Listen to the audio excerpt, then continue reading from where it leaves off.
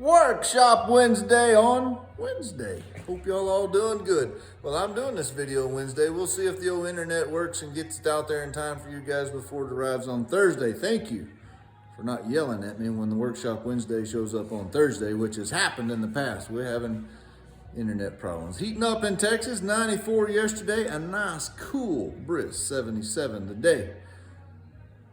Yep, spring is here, summer's here, we could use some rain. Y'all ready for a tip? Ready for the inside of what's happening? I think before I get to the tip, I'll tell you about Patreon first. Tell you about mine and Ernie's workshop next week in Lovell. He told me it was 20-something dadgum degrees, snow blowing sideways and lovely up there. And my 94 yesterday has me a little worried about next week. And he says, don't worry, it's warming up. We're going to be 55. I hadn't seen 55 in a month, so I'm liable to look like the little kid on the Christmas Story next week during the workshop. But it is full. We actually have a waiting list at the museum, and thank you to everybody who took interest and wanted to come. I know there were lots of guys that wanted to come, ladies that wanted to come. Scheduling didn't work out, but we did get the class filled up, and so that's awesome. May or may not have a Workshop Wednesday next week. If I don't, I'm sorry. If I do, it should be fun and entertaining with everybody rocking and rolling around. We'll see if we can't make it fun and entertaining. Show a little Ernie's World too, which I'm excited about seeing. Patreon is rocking and rolling. Let's see, Monday I did a video on, the spurs that I just got done with that I posted Monday. I was wiping the paint off and man, the little fine details, it's the little bitty details of a project that make a huge difference. And I often tell people the last thing I do is the first thing somebody sees. That's the paint. And so I gave a little tip on how to clean the paint up around overlays and in the engraving to make sure that it's clean and looks good. Yesterday I did a video on I'm on my TCA project. I haven't posted a picture of my Santa Barbara I'm doing yet, but got a fun project going on a Santa Barbara. Going to be lots of inlays and lots of engraving and things like that. And anyhow, the old slobber chain hanger, that way you call it, that's what I'm calling it. And how it attaches to the bit shank in an old traditional way. You can always weld them in, and several different ways to go about that. But I showed yesterday how I'm going to do it on this one. It's an old traditional way of putting a square peg in a round hole. And kind of fun, filing and carrying on and making sure it's precise. And that video is to be continued. There will be more that goes along through this project. But Patreon's joining the journey, man, and the $20 a month, it gets you there. You get involved in everything and see what's going on. I had a comment a couple weeks ago, maybe it was last week. Would you please show me what the buffing process is that you use, what the buffs you use, what the compound is? Well, I'm going to show you. Hope you're not disappointed, but this isn't going to take long. I'm not a huge fan of making my metal big and shiny, so I don't go to undue lengths to make it all shiny. I actually go to a lot of effort to make it not shiny, to leave a matte finish, 600-800 grit finish. On my fancy stuff, that's all I do. On the everyday stuff, I use a wheel called a sisal wheel. There it is, sisal wheel. And this is actually a couple wheels put together on my buffer. You see them there, got them clamped together. And I think it's sisal, that's how I say it. It's called it's spelled S-I-S-A-L. And it's like a hemp. It's a coarse, let me see if I can get in there closer and you can see. It's a coarse fiber that makes up the wheel.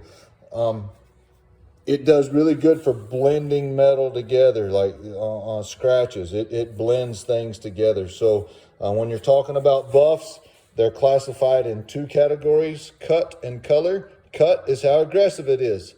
How much does this stuff right here cut into the metal? How much metal does it remove? And then color is the polish. How shiny is it going to make? So this particular wheel has a lot of cut and not much color, because it's not going to polish a whole bunch. It does polish, but not when it comes to shine like you see in silver and silversmithing and the knife makers. And this is just, if they even go here, it is the very first one they would use. There's my compound. It is a grease-based compound. The name is longer than this video. I can't even start to pronounce it, but the thing to remember, it's grease based. This wheel, this sisal does not like to take compound. It doesn't take it. So you put that compound on there a little bit often. So you don't go just grind it in there and get a whole bunch, because it's only going to take a little bit. Only a little bit's going to go on the wheel, and then it comes off quick. So you have to put a little of that often on here to make it go. The way I look at it is when the way I know to put more is when I'm buffing my metal on here. When the metal starts to get shiny, I need to add compound. If it has a cloudy look, a cloudy finish on it, then I know there's enough compound on my wheel. So away we go. These wheels come apart too. They don't stay together real good. So this is a slow buffer. It's running at 1750. The slower the buffer, the bigger the wheel you can use. I think this little guy right here, it's 3600. Yeah, see, we're 3800. So you don't use a very big wheel on it. In fact, I use my worn out wheels if I want to go. The faster, the more aggressive it is and the more metal it takes off and all that business. But I actually don't use this one very much.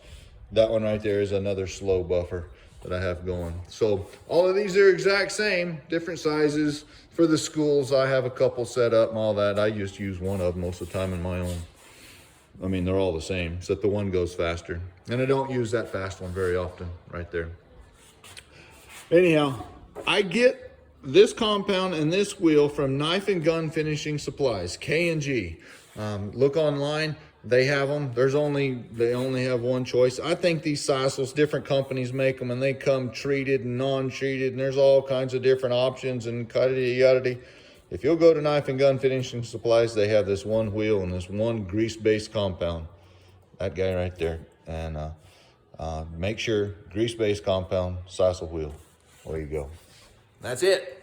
That's all I do. And that's on the everyday stuff. I hate to say low end because it's all expensive, but non-$10,000, non-stone finish. If it's stone finish, if I'm doing inlays, I guarantee that sisal never gets anywhere close to an inlay because it will ruin an inlay. It's way too aggressive.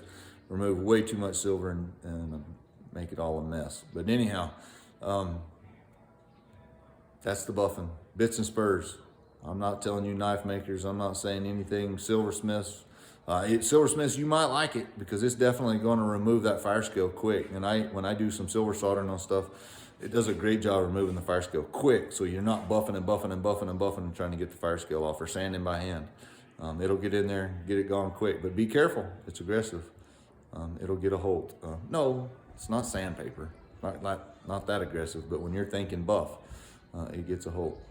We'll see y'all next week, hopefully from Ernie's. That'll be fun and exciting. Check out my Patreon. It's rocking and rolling.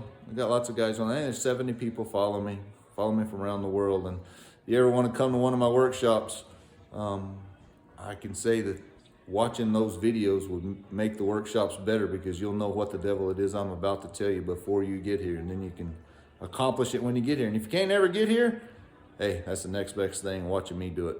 Watch it on video. So anyhow, hope all is well. We'll see y'all next week. Adios.